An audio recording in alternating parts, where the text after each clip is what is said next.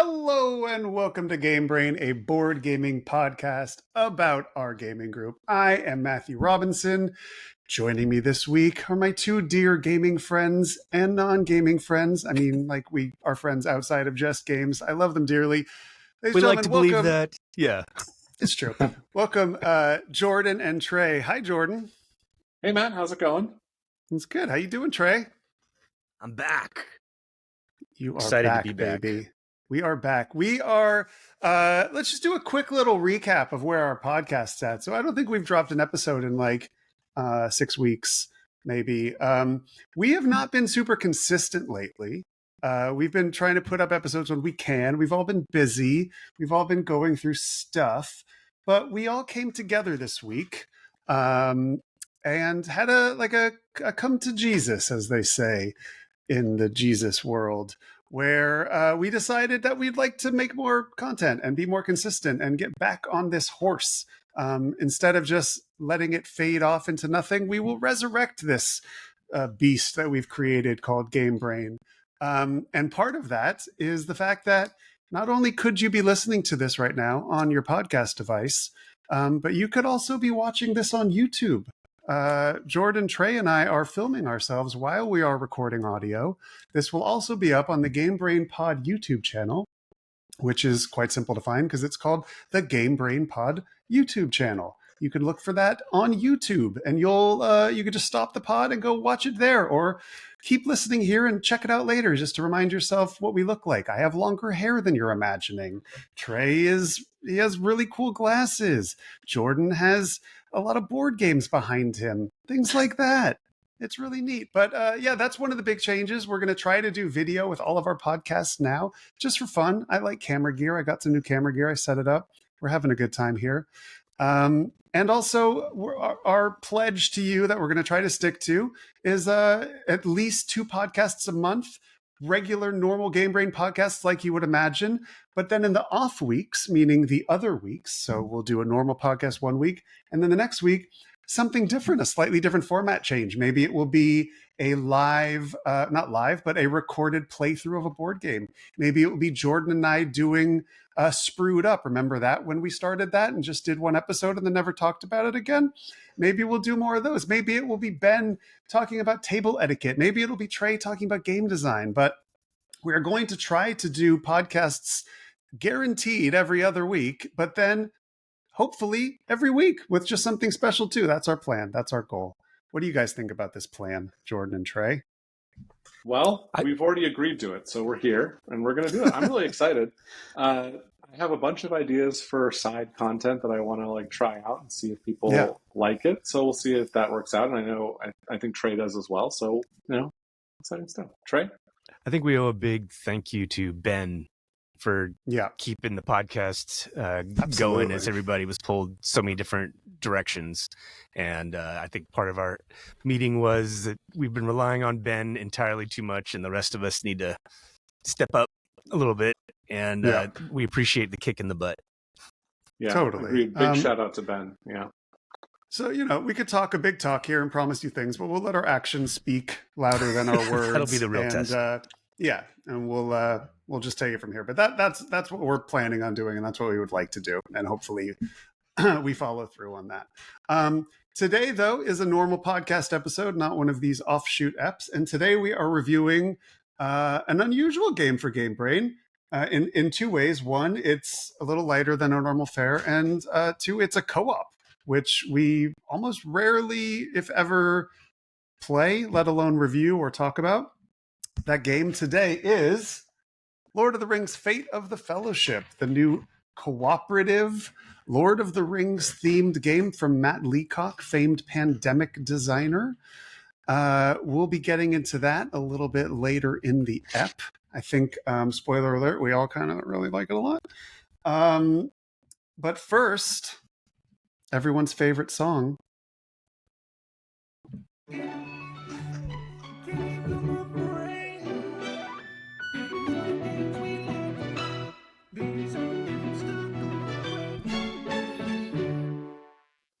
What games are on your brain lately, Trey?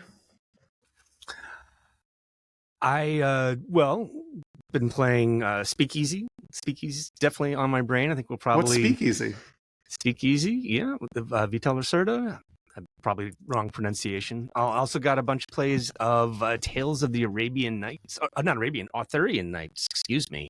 Oh. Tales of the Arthurian Nights in. Had a couple of good plays over at Ben's with Matt Corluca and Paul. Can you believe it? Paul was actually a positive influence in a cooperative game. Who knew? I don't know anything about this game. Does it have something to do with Tales of Arabian Nights? Is it like it's a new kind version? of. I think it's from the same designers, or it was like handed off, but it's kind of using the same system. There's kind of a couple of different modes. There's kind of a competitive mode versus cooperative mode. But yes, you are an Arthurian knight. You are moving around the British Isles, including the coast of Normandy, as a knight of King Arthur's court, and you're going on quests. But basically, I never played the original. Correct me if I'm wrong. Isn't it sort of like choose your own adventure-y and less like mechanic driven? The choices you make are when you have an encounter, which is often. So it's not like big narrative choices that are going to choose the direction that you go in the game, as much as you have a quest. You need to, if you fulfill this quest, good things are going to happen. Your knight's going to get new skills. You're going to go up in renown. But a lot of times the game is most interesting when you're traveling to these quests and you get a random encounter as you're just moving across the board. The game is really amazing in that it comes with a thick, like dictionary thick book. That is truly like a choose your own adventure thing where you're going to an entry and then reading that entry out to the entire table. I think the mechanism is such that like the person who's going in front of you reads the adventure to you on your turn, and then gives you the options of what you can do. And then often that skill checks will come out of that. And kind of one of the amazing things was like, it's very well written. It's very surprising given like the thickness of this book is like how well written could the entries be, but it was actually quite impressive. Like I was wondering coming into it, I was like, they have to use AI to get this amount of volume, but I'm not sure they did. That's interesting. They would have been dragged through the mud if that was the case, I'd imagine. So wasn't the original one competitive though? The Arabian Nights one? I never played the original one either, and there is a competitive version. Okay. And that's actually what we played, which is that you're kind of accumulating, I forget the word for it, but it's victory points, and then you'll compare it all at the end. And then if you play cooperatively, generally it's going to be your total victory points as a group that is then compared to like some threshold. Those are not actually that different of games because you're still just trying to maximize your points. But I would say like this is definitely a game where you will have a fantastic time playing it, or at least I did, regardless of whether you finished first or fourth.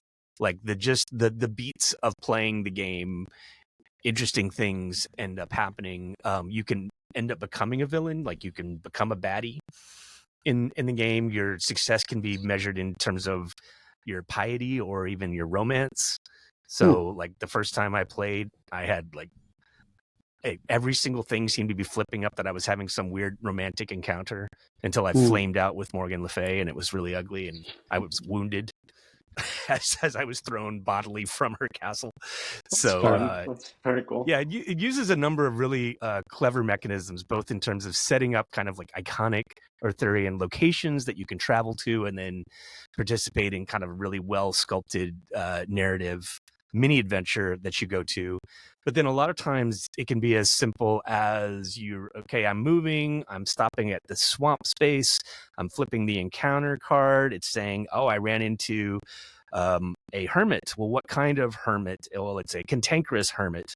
Well, okay, that code then is check entry 3206 for cantankerous hermit. You go, and then the text blocks of what happen are substantial. You're gonna spend a good 5 minutes kind of getting into that then, and it brought me back to, I don't know, not it brought me back to something else, but there was a lot of pleasure just in terms of just reading the adventure out loud to people and having people consider the options, and then kind of character emerged where, the way I'm playing this time, I would never do that, so I'm going to go with this option, even if it's not the most ideal, kind of thing. So it has some strong RPG elements. Is this a recent release? I've literally never even heard of this game. It's so strange. It's like 2024. Yeah. Okay. WizKids.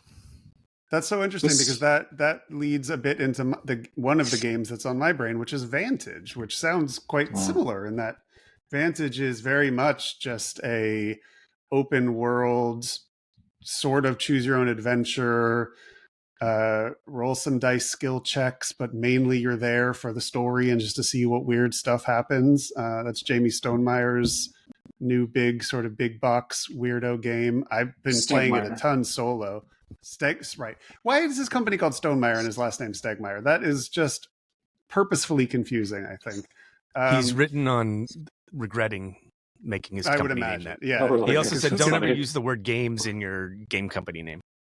Right. Okay. Interesting. Because then you start saying like, okay, when you're come take a look at the Stegmeyer games. Games. The Stonemeyer games. I want to show you Vantage because I'm curious how they compare to each other. Does it come with a really thick book?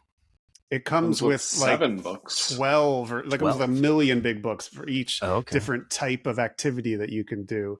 I would love to show you that game because I'm enamored with it. I think it's incredible, and I don't remember the last time I felt that way about a Jamie Stegmeyer game. Not that I haven't liked his games, but this is the first one where I was kind of like, "Whoa, I didn't know we had that gear in him." Excuse me. Trey, I'll tell you how this came about. Okay. Real quick, we were at Geeky Teas with Ben, and this became one of those kind of guilty pleasures thing where we saw Arthurian Knights there on the table, and I kind of guiltily pleasured, was like, I would totally play this game. I admitted I would play this game, and Ben was like, well, I would play with this game. And then before we know it, we had bought the game and set up a session. So it was always kind of like, this can't possibly be good, but it's kind of my jam. And then ended up having a great time. So that's fantastic. Well, now I have to see how you feel about Vantage. I'm gonna make you play that soon. Maybe we'll even record it because that's a really good game to sort of record and play silly. Yeah. Jordan, we played Vantage together. We did. We played Vantage. We had a good time, I would say. I'm trying to remember all the story events, but basically you're looking at this beautiful card art and trying to decide what you want to do with it. You always have 6 choices. It's a fun game. It's a fun activity. It's not super gamey, I think, but it's fun, like storytelling, which sounds kind of similar to this Arthurian Knights game. Totally. And I felt the same way, where I was actually like kind of blown away by how good the storytelling was in it, how it sort of created these like genuinely interesting stories that I didn't expect, to like the writing of it as well. Right, absolutely. I've been thinking about what's on your brain, that Jordan? Trey, you also sort of reminded me of, which is Mythic Bastionland, which is an RPG that I'm not currently in a campaign of, but really want to be. And it's also Arthurian Knights, and the way it's set up is super cool.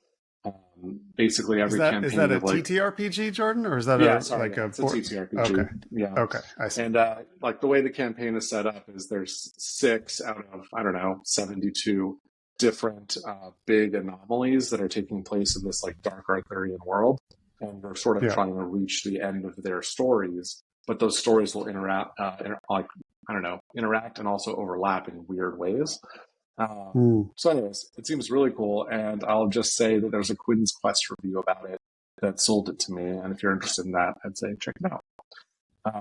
But the other game that's been on my brain and on yours, I think, is Old King's Crown. There it is, right behind me. Old King's Crown is definitely.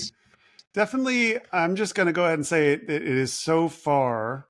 We are in October. We're in Essen, which we're about to talk about right now. We're not in Essen, but Essen is happening as we're recording this right now. And at this point in the year, I can very easily say it's my favorite game I've played this year. Jordan, tell us. We'll do a proper review of it, but if people don't know what it is, give us just a little recap, Jordan. Yeah, so Old King's Crown is a game that is set in a kingdom without a ruler, and the players will play as different factions vying for the crown. It's basically a lane battler if you distill it down to its barest essence. There are 3 lanes that you'll be competing over by sending face-down cards, revealing, and then the highest card wins. But around that, there's a lot of game. There's buying new cards to upgrade your deck. These decks start as symmetrical, but each faction has a unique set of 5 upgrade cards they can buy. You'll also be competing over a royal council, which will give you special abilities over the course of the round. So it's a very interesting game in that there's so much around the lane battler that it almost doesn't even feel like a lane battler, although that's, I guess, technically what it is. What I love about the game is that there's this very rigid process for how a round operates. It's, there's a spring phase where you can do only some sort of actions that say specifically for spring, and you can bid on these kingdom cards, which add a lot of diversity to your strategy. Then there's the summer phase where clashes happen, then autumn, and then winter. And trying to manipulate when you want to do things through those various phases and sequencing all of your actions and all of the different fights over the 3 different lanes is just, it burns my brain in exactly the right way. I love it so much. It's such a fun game. And Matt, I know you're like a huge fan of the kingdom cards, which I also love. Maybe you want to talk. Yeah. So you mean the cards that you bid on at the beginning of the round? Exactly. Yeah. Yeah, so like Jordan said, everybody has a symmetrical deck of cards that are literally just numbers and some symbols that have certain things. But in essence, you're just playing war, which you each put a card with a number down and you flip it up and the higher number wins. But it's war, meets Cones of Dunshire because there's a billion rules. But one of the things that happens at the beginning of every round is you must use one of those cards to bid on a face-up row of cards that are available for purchase. They're all the same price. It's just whoever has the higher number picks first. There's no cost to them. It's just you're bidding over the order to choose them. And they're highly asymmetrical superpowers. Some of them are game-changing, insane powers, and some of them are pretty good. They're all things you'd want. But as any deck like that should be, they are not balanced. Otherwise, why would you be bidding if they're all equally valuable? So some of them are very powerful, and you're often bidding to make sure somebody else who can utilize it better than you doesn't get it. But it's just that changes the feel of every game because it's a 50-something deck of cards. I think you'll see about half of them in a game, and the order they come out is really interesting, and they're all like, that gets the big ooh and ah of the round every time when they come out on the board, as everybody's really excited to, see who's going to get these big powers and use them in the round. So yeah, that part of the game is awesome. It's really cool. It's highly asymmetrical in terms of the factions, but not root levels of differentiation where you have to like teach every player a new game.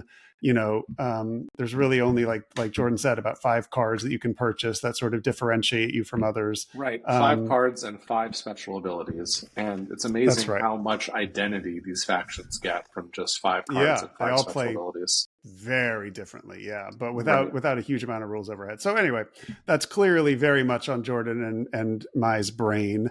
I've been playing it solo. I've played it a few times.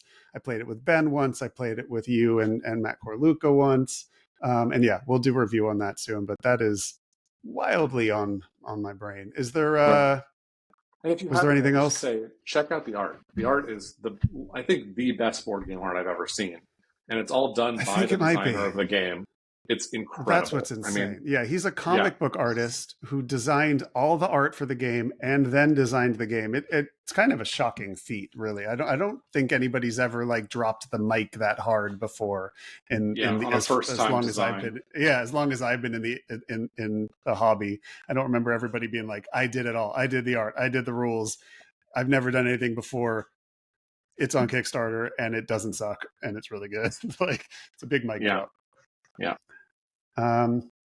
Better other games Fate of the Fellowship?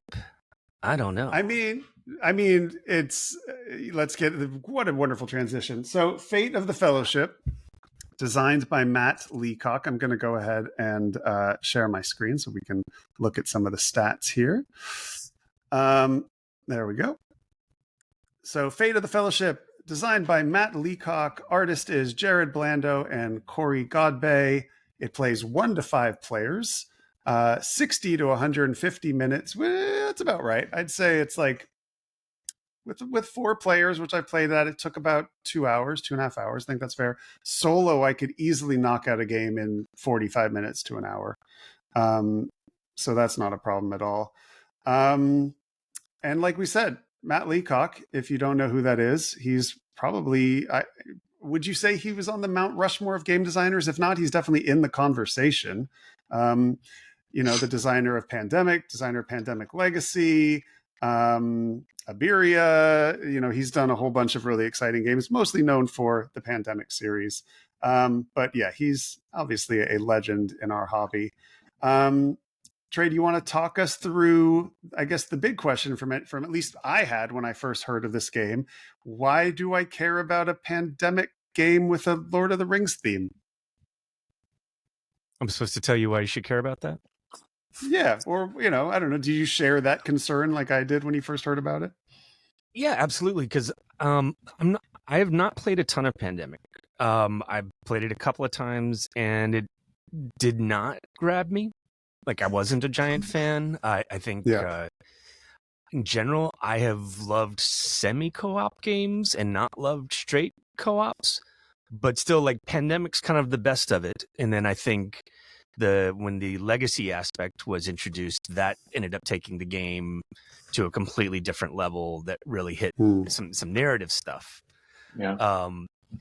So the idea, like, I think I came into this game before I even kind of realized that it was on the Pandemic system. I love Lord of the Rings stuff, unlike Tom, who kind of hates it and is less interested in it. I love the Arthurian Knights. I love Tolkien as well. So, like, I was in on that level, and I would say right away, one of the amazing things about this game is that if you do know material, if you are familiar with the material, it will help your comprehension of this game immensely, because it does have complex systems. A lot of them, the underlying DNA is Pandemic. But in Pandemic, where I may have sometimes struggled of like, why am I doing this? Why do I have to travel? Why am I going over here? If you have your basic, I've seen the movies, understanding of the Lord of the Rings, you're going to have a really good idea of like, what are we trying to do in this game? We got to get Frodo with the ring all the way to Mount Doom in order to destroy it. And we need to do that without losing hope. And there's going to be a lot of different ways that we can screw this up and that the enemy can ruin things. And we have to handle all of that as a group, as a party, as we're doing it. So that made these really number of really interesting but complex systems very digestible by very nature of the narrative that's applied here. Yeah, if you designed in a lab a game that I didn't think I'd care about, I don't know if you could do better than this. And which is interesting because I am a huge Lord of the Rings fan, and that is an IP that 100% draws me in. But I've never been a huge fan of Pandemic. I've played the base game a bunch. It's an easy game to bring out with non-gamers and family, and I own it and I bring it out for that reason. And it always does well. But I'm kind of playing it so that hopefully I could get them interested in games I enjoy more. Right. I don't hate the time I'm playing it, but I would never choose to play it purely for my own enjoyment. I played Legacy with my wife. I think we were dating at the time. It was a while ago. And we had a really good time with it. We didn't finish it, but I think we got through about half of it or so. And I thought that was a really cool experience because it felt really new and fresh. But also, like, there's been a lot of great Lord of the Rings games that have come out in the last year or two. Like, I was not jonesing for more Lord of the Rings games. Mm-hmm. Like, I feel like we just got really into War of the Ring, the card game, which I still think is fantastic. It is, yeah. The Lord of the Rings, the Seven Wonders dual version of Lord of the Rings. I'm forgetting the name right now. It's really good. But that was really good. So I was just like, it honestly felt like Matt Leacock kind of made a mistake. Like, he misread the market and like years ago just started designing it and didn't realize how kind of like we were all just sort of over Pandemic and also Lord of the Rings games. That was my first reaction to it. But I am eating my words fully on this because it ended up really blowing my mind. And not only do I think it might be the best Lord of the Rings, the best representation of the books the Lord of the Rings ever made into a board game. I think it does it better than even the War of the Ring board game. Mm-hmm. But I think it might be like the best cooperative game I've ever played too. Before we get deeper into our thoughts, Jordan, do you feel comfortable sort of walking through us walking through the audience sort of the differences between typical Pandemic that they're probably used to and the Pandemic sort of version found in Fate of the Fellowship? I'm happy to do my best. I haven't played a ton of Pandemic, although I've played Legacy a few years ago. So here are the differences. Okay. So actually, it's pretty challenging. So there's no virus system. Instead of that, there's just the evil troops. And the evil troops exist on the board, and they're controlled by the adversary deck or whatever that may be. Right. And just like in Pandemic, you have to draw a certain number of those cards every round. That number escalates over time.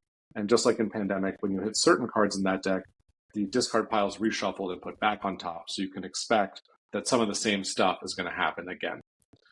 The difference here is that when a card flips over and activates, the top of the card that remains on the deck triggers one half of the card, the top or the bottom. So while you have some information about what effects are going to trigger in the future, one card that triggered on the top before might trigger on the bottom, which is a different effect. So the tops of all these cards are the marching orders of these evil troops. They're going to march along predetermined paths based on the cards that are drawn, from like the sort of southeastern portion of the map towards the good strongholds, and they have to be defeated by you, or they might take over your havens, your sort of safe holds. So that's sort of how the evil side operates. And then on top of it, there's this Nazgul system, where the Nazgul are going to target Frodo. They're going to target the Eye, which is a token that moves around the board as battles happen. As, there's growing focus back on Frodo. So in any event, the Nazgul system is on top, and they're going to be searching for Frodo. I feel like I did a very bad job of explaining that. No, I mean, so there's a lot. When I think of Pandemic, I think of, viruses exploding, getting worse, the deck getting worse, ramping up, things like that. One of the other things I think of when I think of Pandemic is asymmetrical characters and powers.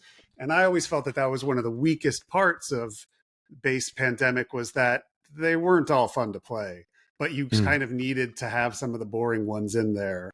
And you often had nothing to do on your turn that was relevant to your character. It felt like, oh, my character is better at curing things. Well, we're in a phase where we're just moving around and trying to get places. Like, okay, let me know when there's stuff to cure. Or I'm really good at moving. I can move twice instead of once. Yeah, we're all where we need to be. Like, we don't care about you anymore. Like, okay, let me know if we need to move. Like, there wasn't always something to do with your character. And the first thing that the game did, which I think is really interesting, is that you're playing two characters. And you're not picking which one you're using equally. You're picking one to do 4 actions with and one to do 1 action with. That already is an interesting decision to make. Like, who do I want to fully utilize and who do I only want to use a little bit this turn? And every turn you can make a different choice. And beyond that, the characters have a lot of text on their cards. I mean, like, these are not just you move twice. Like, Pandemic powers are pretty simple. Like, these are, you have many decisions to make, many powers, many things you can do. You're highly asymmetric.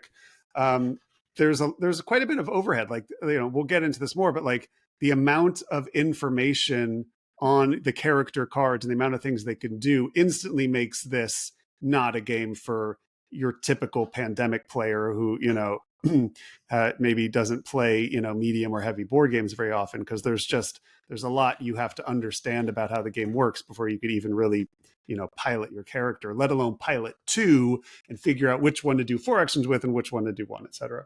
So I think that's one of the other huge areas that the game changes. And the third one, which is my favorite part of the game, are the missions. So in Pandemic, you have 1 mission. I mean, I think in some of the other versions, like the Fall of Rome one and the Iberia one, there are something closer to missions. But in Lord of the Rings, you're not just trying to throw the ring in Mount Doom.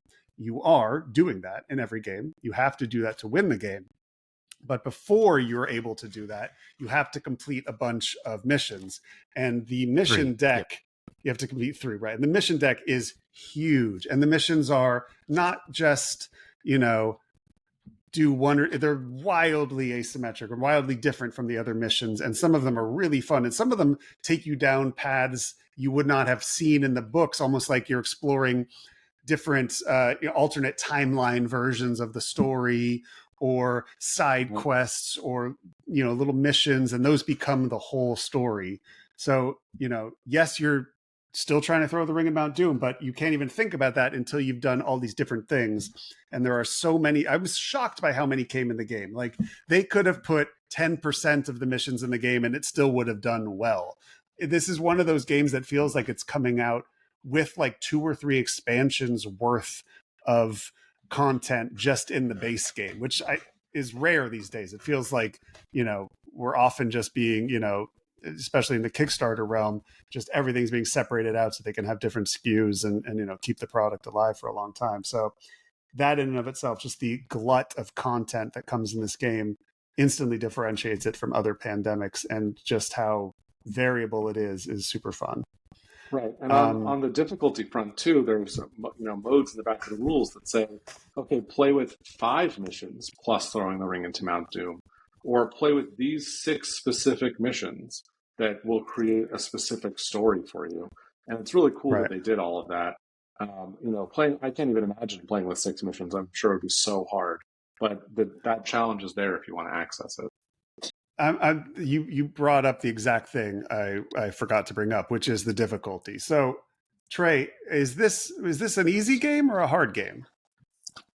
Depends. There's a lot of luck, and you may not even be able to appreciate it. Kind of like when you see it, it might you know, the luck might manifest its way in the form of dice rolls. It can be in the card flips. I think it's possible a lot of times where you can kind of just get screwed by this game, but the systems are so amazing, and if you can kind of not be me a lot of times when playing this and just appreciate the amazing gears that are turning, even when they kind of kick you in the teeth,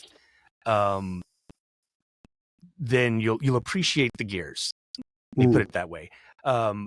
Is this an easy game? I think probably your first time playing it with friends, you'll probably fail.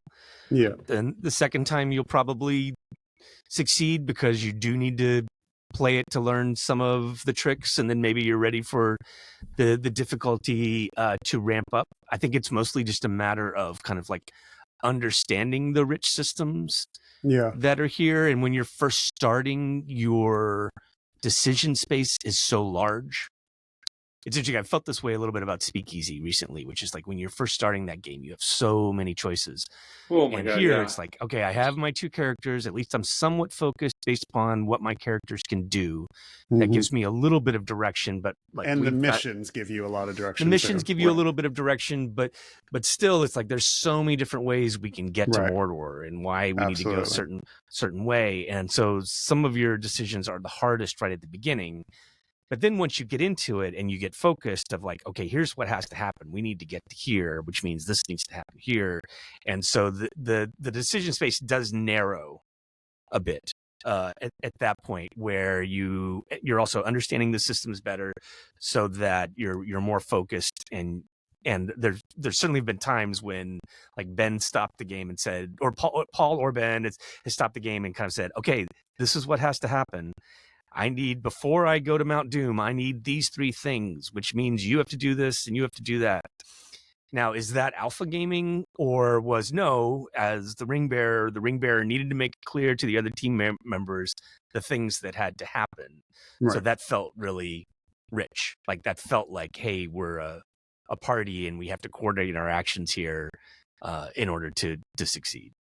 Yeah, that's one of the coolest parts. Your question, but yeah, that's one of the coolest parts, is that, and why I think it might be the best representation of the Lord of the Rings books or movies, I guess. But it really puts you in the headspace of the book of just feeling like these 2 little hobbits are so vulnerable and are not going to make it there. Like constant threat.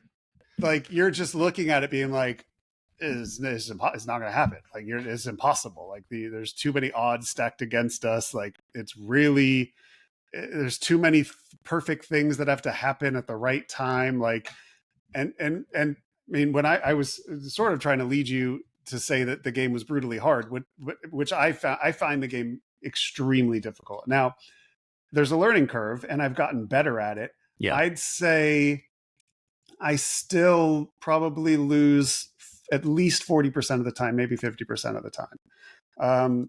That's a good thing. That's exact. That it's leads a to my challenge. next point. That's what I want. I don't want to. If I'm winning a co-op more than 75% of the times, I don't know why. Like there has to be tension. Like there has to, for me personally at least.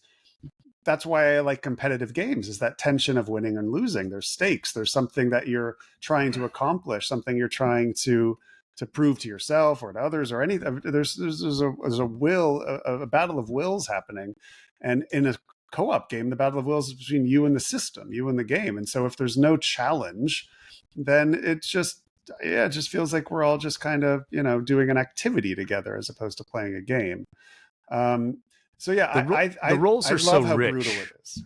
The roles are so rich, and so the combination of roles that you get in terms of how it breaks down of like what players control what, and how you're going to use them in combination, that so far has always felt fresh. Mm-hmm. Especially when you throw in the different quest things. I think like Lord of the Rings is an epic, and it was always very good in terms of the books and the movies of suggesting that you're getting this very narrow window. Very important but narrow window of what's going on, but there's amazing things happening out there that we don't know about, or we're getting news of it or whatever, but we can't be watching every little thing. And this game kind of like explores that space of what's happening elsewhere. And we didn't realize like, oh, there really was a danger that armies could move into Rivendell, and we need to be actively defending that, or else everything's gonna go to shit. So this game does that too, where you're hyper focused on like what's happening with Frodo, how do we support Frodo, but don't forget that there's that huge army moving through Mirkwood right now, and can we get somebody up there to defend it, because we really can't afford to lose another what do we call them, strongholds. Yep. Mm-hmm. Yeah. That, and like, to add to one thing I said, I say I've probably maybe win at best 50% of the games, but the games where I do win are always seem to, and this is something that really impressed me in the design, always somehow magically seem to come down to one final roll or one last card play, or they always perfectly replicate that Mount Doom thing of like, this is the last possible moment this could happen, with the last chance, the most impossible, the smallest needle to thread ever. And somehow it miraculously almost always seems to come down to that. I can only think of one game I played of this, and it was a solo game where I just stomped all over the game. And like, I was like, there was not a problem. And I just got wildly lucky. And it's quite possible I misplayed some. I kind of think the game gets a little bit more challenging when you get to 3 or 4 players, which feels a little bit better. I feel like the 2-player game can be a little bit easier, but it's not really so easy. I'd probably just add one more quest next time to make it a little bit more challenging, because the difficulty is so variable that way, which is really cool. And the quests are kind of the best part of the game, so adding more of them in makes the world feel even bigger and more alive, to go on what Trey was saying. Talk to me about player count, Jordan. What player counts have you played at? What do you like it at? I haven't played at 4. I've played at every other count, solo 2 and 3. And I really like all of them. I do think when you get to 3 and there's 6 characters on the board, the world starts to feel more alive. And I think the game actually goes up to 5, in which case there'd be 10 different characters on the board, which would be really fun to see. You've done it, yeah. I'm curious to hear how that was. I really want to try that. But, I think it works at every count. At solo, it's pretty fun because you have 4 characters, but you have to use each one as your main character, one turn after another. A, B, C, then D, then back to A. And there's no flexibility around that. And that's its own unique puzzle that adds a lot. So it works in solo. I think it's fun all around. But I'd love to hear about your 5-player game, Trey. Yeah, please. Oh, I can't judge about different player counts other than it was still rich. It was definitely overwhelming, especially at the beginning. And there was certain feelings at the beginning that certain players, Tom, were not coordinating with the rest of the group. But arguably, Gollum delivered. in the end. So much of this game, we haven't talked about the card system in terms of resources in order to complete certain things, but a lot of times the game is actually about like getting the right resources in your hand to do certain things, and that's actually quite hard. The game's restrictive. Mm-hmm. It makes it very hard for you to actually move resources between characters, and a lot of times setting up a big transfer can be part of the game. But it ended up kind of working nicely. I think if Paul were here, he would, Paul's big thing is games that create memories. So far, I've been deeply impressed about the different memories that this game has produced. Like the game has played significantly differently. Some of that can be the, what did we call it? The adversary deck? Like, I think that first game we played, Matt, the adversary deck seemed to be flipping in such a way that like the Eye of Sauron was on Frodo all the time. Like we were constantly trying to move it away, and it just kept on coming back. And he was always kind of catching Frodo out where we just couldn't, the Nazgul were on top of him. And like, it was that kind of game. I think other games. Not to interrupt, Trey, but like the way that deck is set up is the top of the cards are more about the armies marching, and the bottom of the cards are more about the eye and searching out Frodo. And so if you have a deck that's mostly activating the tops of cards, it's going to feel more like an army-focused game. And that leads to those different experiences, which is what Trey's talking about here. And that's what I've experienced, too, is like, and then there's other games that have played more like war games where we've got big armies marching across the board and we're having to do massive stronghold defenses so that we're not just kind of like wiped out on a war game level. And then again, like the asymmetry of the roles means that really interesting things can emerge from the game. For example, the game I played over at Tom's, I ended up playing Eowyn, whose special ability is she can kill Nazgul. Do you remember from the movie? She kills the Witch King, the head of the Nazgul. Well, she's actually quite good at that, and it's hard to set up, but it's the wedge really that fun. We were able to kind of leverage, which is at the end of the game, there were only 2 Nazgul left. We had been so successful at kind of... That's crazy. And that meant that Sauron's searches were not that effective, generally. So like that was a completely different game than anything else I had played. And that felt good. It's like, oh, my little Eowyn piece here was really doing a lot of work, and also maybe like it was the combination of characters we're setting her up to do great things. And I think a lot of times that's what each individual game is about, is like, okay, with this particular combination, what are we going to do extremely well? How does this role set up that role in playing the game? And that's a great puzzle for a co-op game. Yeah. I'm glad it plays well at 5. I was shocked by how good it is at 3 and 4. I've played it both. I played it at 2, 3, and 4, and solo quite a bunch. To me, co-ops are always just solo games. Like it's very hard for me to ever find a co-op that I think is good enough to take up a whole game night when we could be playing a great competitive game. But I bought this game almost just because I thought it would be really good at solo, and it seemed like a really fun solo game.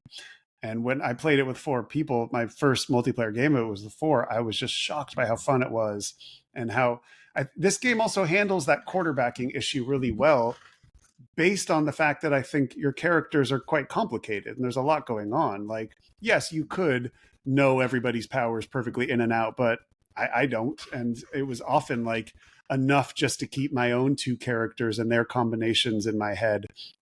So it was really nice to be reminded of what other people can do and have them take agency over their 2 characters and surprise me with how they can be helpful or how I can help them. And finding those synergies to me was sort of what made the interactive multiplayer part of the game fascinating.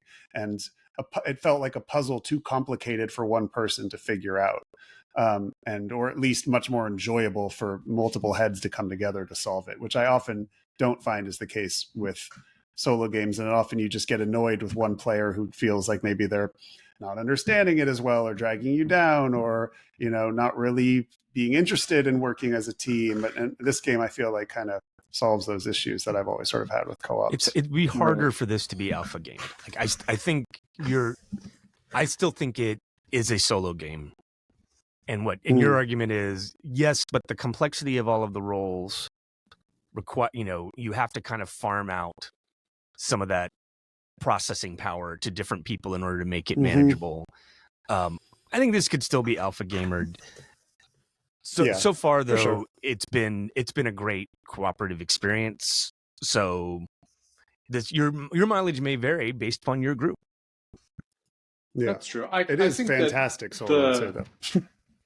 Yeah, it is fun solo. I think the quest system also makes the game a better co-op, because you can kind of assign certain quests to certain characters who are either associated with the quest thematically or who are in the area that the quest needs to be completed in. And then every player's hands are face up. So you might think, oh, that's going to create an alpha gamer problem because, I can tell you play that card, you give that card to Matt. But actually what it does, in my experience, is the player whose job it is to complete quest A can look around and think about quest A and think about how other players can help, and then can say to that player, hey, can you help me with this quest without it interfering too much with what you're focused on by doing this thing, and then try and reach a solution together. And that's further aided by the fact that some quests bring in certain characters, which are thematically rich. They say basically, this is Eowyn's quest, you must play with Eowyn. And so that's thematically rich because you get Eowyn's story there, but also the Eowyn player is kind of in charge of that quest. And so it sort of assigns it out to them, which I think makes the game feel a little less alpha gamery. Yeah. I mean, also the joy of playing with other people outside of just farming out brain power to others is that there are so many like big cheering moments or big tension. Right. Okay, we got to roll these 7 Nazgul dice. If 4 of them are bad, we die. Like that happens multiple times a game, and everybody ends up shouting and jumping up and down, and it gets very exciting. And that's just less fun when you're by yourself, right? Rolling dice and going, yay, or just silently looking at them and cool. And it is one of those games that sort of creates a really fun sort of party game atmosphere, I think, naturally. The dice tower helps a lot with that. You have it behind you there in the shot, and it's very easy to construct, and it's very impressive. Like, I think it works really well. It is really beautifully designed, and I also like, if you were designing a game, I would hate if it comes with a giant dice tower. I'm just instinctively going to go, don't just mark up the price 20% by throwing some stupid dice tower I'll never use in there. I would never not use this dice tower. Right. It's so awesome. It's so cool, yeah. It's so good. And it's so well constructed and sturdy. Like, this is the opposite of my problem with Marrakesh, which I just felt like that dice tower was just fell apart instantly. And like, I never trusted it was doing what it was supposed to do. I know others have had different experiences with me, but this was like, I wish the people who designed this designed that cube tower in Marrakesh, because I might actually have kept that game if that was the case. And it fits back in the box, and it does take up like 60% of the way this game fits in the box is really impressive. Like, this is a triumph of like efficient design. It's one of the best in-box with the game inserts I've ever seen. 100%. Like when you add it all up, it took us 30 minutes to put away Speakeasy the other day. But easy. Even though you have these like individually crafted Nazgul in the game, still everything kind of fits. It's not taking up a lot of space. Yeah, right. And even with everything sleeved, like I have. Even with everything sleeved, and like going back to the whole art question that we began our review, the art style of this game is actually kind of novel in the Tolkien space. Like, this is not the Alan Lee Tolkien. It's not the Hobbit Rankin Bass version. It's its own thing. Not Ralph Bakshi really version. Cool looking. Right. And you do end up with these great pieces that you're moving around the board that really help you play your role and identify with your role. And you do have these hovering Nazgul that move around the board, and like air cover, are blotting out the sun from poor Frodo. So I'm very impressed with how efficiently the pieces in this game convey so much information. Yeah. I adore the artwork. That was one of the first things that was like made it harder for me to ignore. It was just like, oh man, that looks really cool. That looks different than I would expect. Like they actually tried to do something that stood out, and that's really nice. I will say, and we can talk about negatives, but my one big negative with this game is probably one of the same big negatives I would have with Pandemic that's still here, which is that you inevitably will have turns where you don't need to use all your actions, or there's nothing effective you can do. Like the game state in almost every game I've played at one point or another comes down to, we just need to draw these symbols, guys, off the deck. And it doesn't last forever. It's maybe a turn or two, but I don't think I've ever played a game where there wasn't a moment that was like, I'm just going to skip my turn because I don't want to move until I know what's about to happen here, or if we're going to draw those, or, it feels bad, but it actually shows an understanding of the game. It's like, sometimes it's like Frodo just has to get in place here. Yeah. Right. Yeah. Or like, you're in the right place right now. Like Aragorn, you're where you should be. We just don't need you to do your magic thing yet. So just kick it there for a couple turns. Sorry, I had to lose a couple of actions. That feels bad, but yeah. So that's the only like negative I felt, where it's like, it's kind of a bummer to have a player who's just, but that happens like every other turn in Pandemic. I feel like there's like, that was the first thing I said about it, was just like, you're constantly being like, yeah, we don't need you right now, dude. You just hold tight. And that, that still does for sure happen once in a while in this game. But the fact that you have two characters, the fact that the board is so massive, the fact that you have so many missions to accomplish, it's definitely the least egregious version of that, that I can imagine it while still being remotely Pandemic. I will give a slight negative on the component front, actually. I do love the art. The Nazgul, while cool, block your vision sometimes, which is a little bit annoying. And the troops, of which there are 5 varieties in the game, are all, I think, the same meeples, and they're tiny. And they could have been cooler. They could have been like more different, and they could have been a little bigger, and it would have felt a little bit more thematic to me. Like if the elves had like a cloak on or something, and or whatever, or some screen printing on them. Like they could have, it's not a huge complaint. It's not a huge deal, but I do wish those were a little bit nicer. That's been one of the biggest complaints I've seen on BGG, is that the board is too small for the Nazgul, and that you're often knocking over the Nazgul. And that I've seen a lot of people saying they wish the board was 20% bigger. Obviously then that changes the table space needed, that changes the size of the box, that changes a million things that, are more than just the joy of having a slightly bigger map. Or the Nazgul could have been a little smaller instead of changing everything else, right? Yeah, sure. But, I'm sure there's logistical reasons why, plastic molds have to be a certain blah, blah, blah, I'm sure there's a million reasons why they did the best they could and there was no other way to do it. But yeah, that's definitely something to think about. If you have a sausaged fingered friend, who's not so careful with their movement, you can very easily disrupt the board state and have no idea where those Nazgul or those meeples were supposed to be. Yeah, and this is a small thing, but my copy came with 1 or 2 extra evil troops, and when you're out of evil troops, you start losing hope. So it's actually important that you have the correct number. So just count them in your set, because that would change the difficulty a little bit. I think mine did too, but I think that's on purpose in case you do lose them. But they did a poor job of telling you that in the rule book, and it would have thrown off the balance. Yeah, exactly. Yeah. But all right. Well, all in all, very positive. I mean, I think it's a very fun game. And I agree with Matt that this is my favorite Lord of the Rings on a map that feels the most evocative of the books. So I think it's a very fun game. Yeah, Trey, any final thoughts on the game? No, I weigh in the same way. Like, I don't think this is not my kind of game. Yeah, I still loved it. I don't know if it's my favorite Lord of the Rings. Like, I love the War of the Ring card game so much. Like, I still want to play that. So good. I feel like that game hasn't gotten enough attention. But I think especially with the expansion, it was just fantastic. Yeah, I mean, check that out too. I'm not sure I'm going to play this game 20 more times, but the plays have all been great. But at the same time, like a lot of times, like when I really fall in love with a game, Matt, and I see this happen with you too. You really fall in love with a game, and you can't wait to play it again. God, that's not where I'm at here on this. Mm-hmm. It's like this was fun. I would totally do it again, but it's not intruding into my dreams the way sometimes Agricola did. Yeah, that's fair. Maybe that's such a high standard. Will. Yeah.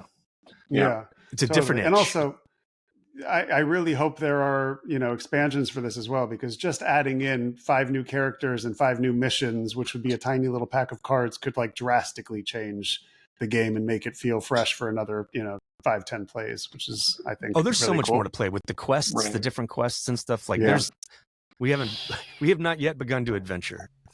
I think there are other settings that would benefit from this as well. I mean, there's already, for instance, a Star Wars pandemic, but it's much more the core pandemic system with the Star Wars theme based it on.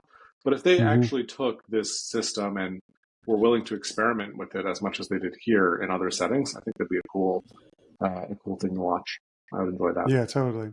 Well, I thought after we did the review, we just do a little quick chat about 2 different things. I want to check in on Essen and things we're excited about. But while we're talking about co-ops, I figured this made me sort of rethink my position on co-ops, which then made me sort of question what my other favorite co-ops were. So why don't we each just discuss maybe 1 or 2 other multiplayer co-ops that you're not just wanting to play solo, which is sort of what this game reminded me of, is the joy of playing co-op with others. Trey, is anything coming to mind for you? Yeah, I mean, it's funny how BGG, what it calls a cooperative game. For example, like Gloomhaven's a cooperative game. Like almost, and this game kind of straddles this in a sense of like, well, Gloomhaven's really about a party of adventurers. And I'm like, well, this is a little bit about a party of adventurers. Yeah. Too. I think, and again, like my favorite co-op game, which again feels almost like a different thing, is The Crew. Yeah. So like that's the kind of co-op game I want to play a lot of times. So I don't think this one actually solves the kind of the holy grail of cooperative games of like, how do you make a co-op game that's not really a solo game? Because this one still is like, there's no hidden information, and if you had the wrong person to alpha game it, that could happen. But I kind of also don't care. Like the experience was so great that I'm not worried about this answering that question. Yeah, I'm glad you brought up The Crew, so I don't have to. But the game that I was going to bring up is Eternal Decks, which is very similar to The Crew. It's sort of The Crew on steroids. It's this to The Crew as Fate of the Fellowship is to base Pandemic. I feel like it also is one of those games where it's like there's so much to keep track of and so much to consider that you just really want other people to help you. And I've played Eternal Decks solo, and it is so brain burnery, and there's so much to keep track of that, I mean, much like you wouldn't want to play, you couldn't play The Crew, by yourself, literally, but Eternal Decks kind of has that thing where it's like, okay, we all have to coordinate. We're not allowed to talk about the cards in our hands, and we need to make sure we do this in the right order without, literally just laying our cards on the table and mathing it out. But yeah, I think Eternal Decks is a little bit difficult to get at the moment. It's a Japanese game, but make sure in the next reprint, it is PGC put it out, Portland Game Collective, and it's absolutely fantastic and also has really beautiful art. My go-tos are going to be Oathsworn, which is really fun, and Elder Scrolls, which are both like adventure type games, sort of akin to Gloomhaven. I really enjoy both of those. And then for a 1-session game, Spirit Island has always been the best. I mean, there's so much happening in Spirit Island, you cannot. I adore Spirit game. Island. Like, it's so incredible.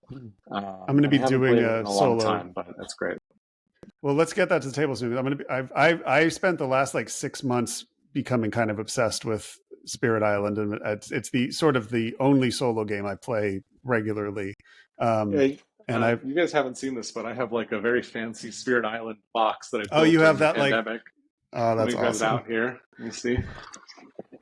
While Jordan pours that out, I will just say the other cooperative game that I've found myself enjoying, contrary to thinking I would, is the Slay the Spire game. Wow, that's giant.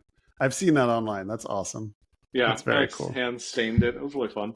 Jordan, I'd like to thank you for out nerding me just so substantially here. Like, I was starting to feel like I was completely irredeemable as a nerd, and you showed me that there are depths Honestly, to nerddom that I had so not attained. Sweet of you, Trey. That's really nice. Thank you. So I will just say Slay the Spire, which is one of my favorite video games of all time, probably my top 10. When that came out as a board game, I was like, I don't care. Why would I just play? I'll play the video game. And I had so much fun playing that. I played it 4-player once, and it was such a good time and felt so different than the board game and the video game, just in terms of how fun it was to experience it with other people. So anyway, yeah, that it feels like I've had a bit of a co-op resurgence recently, outside of just playing them as solo. And I think Fate of the Fellowship has cemented that. I can no longer say I'm somebody that dislikes multiplayer co-ops. I'll give one last recommendation. Go ahead, Trey. No, just say, like, the landscape really has changed. I think, like, the hey, I don't really like co-ops mentality might have been based upon where games were 10 years ago. And like, there have been so many more good co-op games in the last 10 years that make us reconsider things. Like, I'm just like, in addition to Spirit Island, you've got Nemesis, you've got your Slay the Spire, Sky Team, Too Many Bones. Sky Team's great, yeah. Sky Team rules. Even Cthulhu, Death May Die, like, you mentioned Oathsworn, and then we've got all of the Pandemic Legacy season stuff. So, like, it's just a different landscape than it used to be. Totally. Sure. I will say that the game that gives me the best teamwork feel, even though it's not a co-op game, is Guards of Atlantis. Like, I feel like sometimes team games can really give you that feel of working with other people in a way that even co-op games can't always. So that's another one that I'd check out. Anyway. Yeah, I mean, competitive games are always going to be better, but co-ops having their moment. There it is. That's the attitude we were talking about, right there. I mean, it's always going to be a little bit better. Yeah, I mean, that's just fun. You got to get the other team. You got to get them. What are we doing?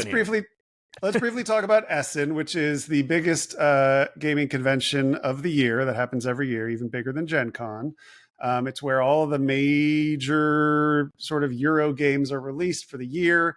Most of them don't even come to America until the beginning, if not the middle of next year.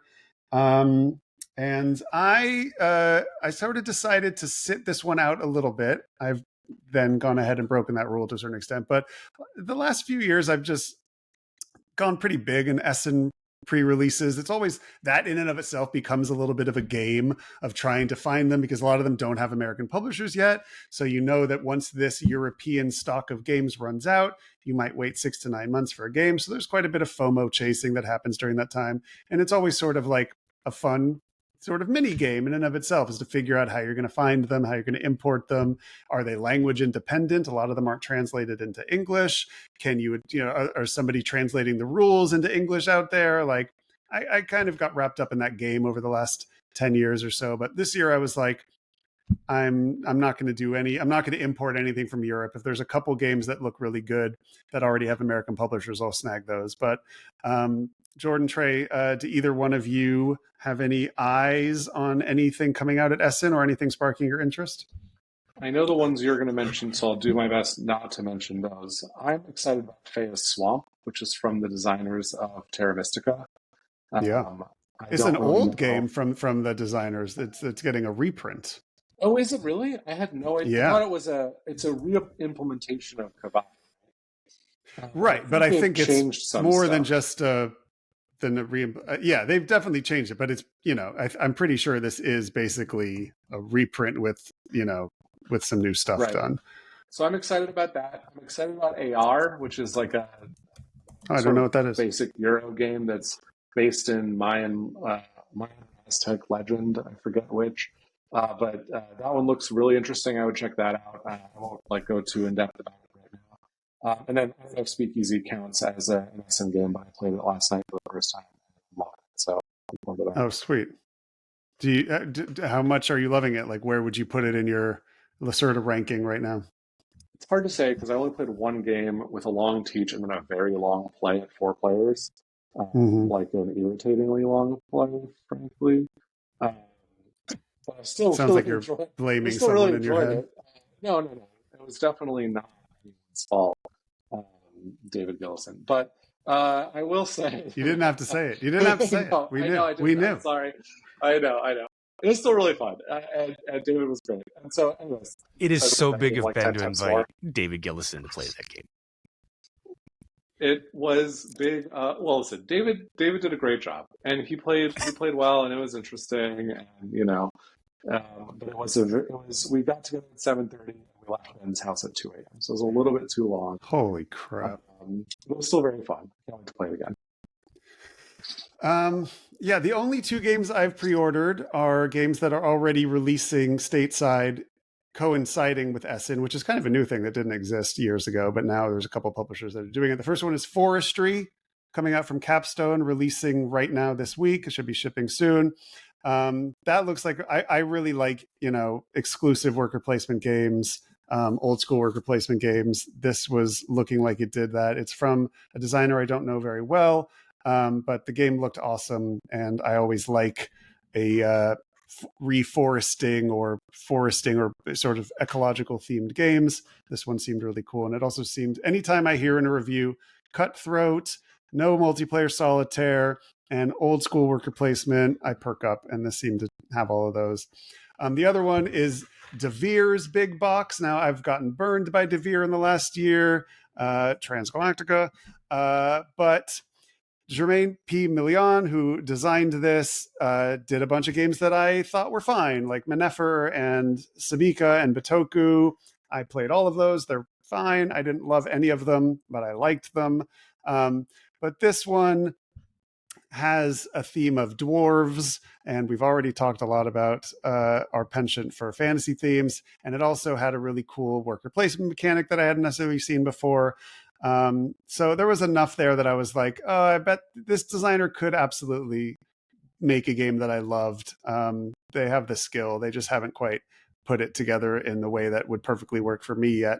But boy, did I love this theme. And it got some really great reviews. Board Game Ramblings gave it a stunning review. And my tastes usually align pretty strongly with theirs. So those are the two. The other two I sort of have my eye on is a game called Ants, not March of the Ants, which is another game that's coming out around this time. There's a train game called Railway Boom that looks really interesting. Mm-hmm. I'll keep my eye on. And then Recall, which is sort of the spiritual sequel to Revive, which was an Essen game from a few years ago that I still adore and think is great. So I have not pre-ordered those, and those are games I will wait to see if they will, when they get American distribution. I'll check those out if the reviews are still strong. But for now, just sort of keep an eye on it. Yeah, Recall looks cool. I really love Revive.